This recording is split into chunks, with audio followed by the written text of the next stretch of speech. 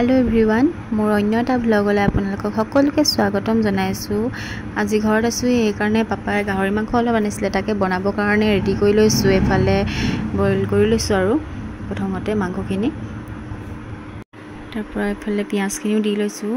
এই বনোৱাটো ইমান নেদেখালো বাৰু কাৰণ পিছত ভিডিওটো কেতিয়াবা দিম কাৰণ ভিডিওটো যদি বনোৱাটো সম্পূৰ্ণ দেখাও লং হৈ যায়। এফালে লাই শাকো অলপ আছিলে তাকে দি দিলো কাৰণ গাহৰিৰ লগত সদায় লাই শাকটো ভালে লাগে খাবলৈ। এতিয়া ৰেডি হৈ গ'ল, আমি খাই লওঁ ৰাতিৰ ভাত সাজ।